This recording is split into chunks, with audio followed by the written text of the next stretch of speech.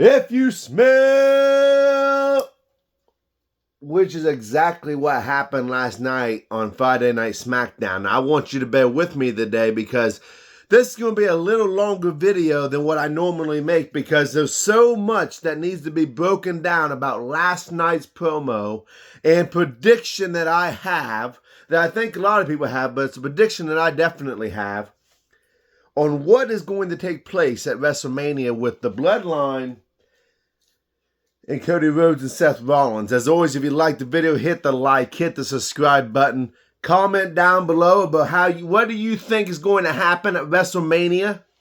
Who's going to betray who? We know there's something that's going to happen. And my prediction is very simple. I predicted that Cody Rhodes was not just going to sit on the sidelines and let Roman versus The Rock happen. I predicted that Cody Rhodes would step on The Rock's toes and say that I am going to challenge Roman Reigns. I'm humble bragging. But now, with what has happened with The Rock,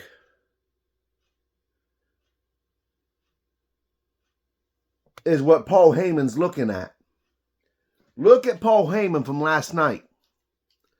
Look at The Rock's hand as he's doing this. Now, he will change it to this by the end of it, but you notice that Paul Heyman, he's not looking at Roman Reigns. He's looking at The Rock as he's holding up the L sign. Now, this tag team match in which The Rock and Roman Reigns has proposed is that if Seth Rollins and Cody Rhodes beat The Rock and Roman Reigns on night number 1 of WrestleMania, then the Bloodline will be banned from ringside. But if Rock and Roman Reigns should win, that it will be a Bloodline rules match. I want that one. And here's why. Has nothing to do with keeping The Rock strong, Roman strong, yada yada. What it has to do with is the fact that if the Bloodline is banned from ringside,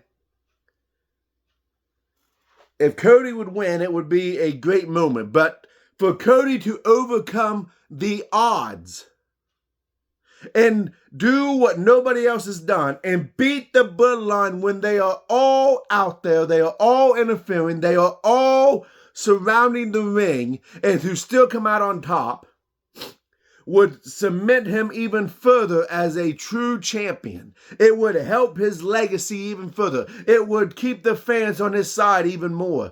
But most importantly, it would keep The Rock out there, that would allow The Rock to take out Solo Sikoa, to take out Jimmy Uso, to take out Paul Heyman, to neutralize it all, and you still get the one-on-one match.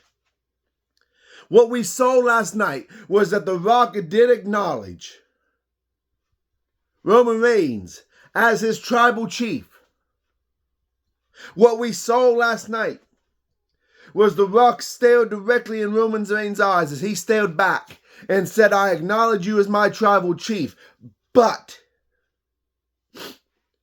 I think Rock is playing the best game in the world. The same with Cody Rhodes. I don't think they hate one another. I think they are on the same page. I think that the conversation that Cody talked about him and The Rock having when he told Roman Reigns that he would face Roman Reigns, but it wouldn't be at this year's WrestleMania, and then The Rock came out. It's all one big ploy, one big trap to dethrone that man and to get this family out of power in the WWE, where they no longer are holding on with a death hold the throat of the WWE. Think of any movie that you've watched where the betrayal happens. The Rock is a movie star.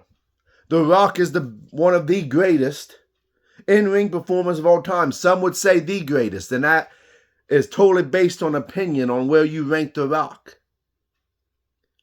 He's a veteran in the ring.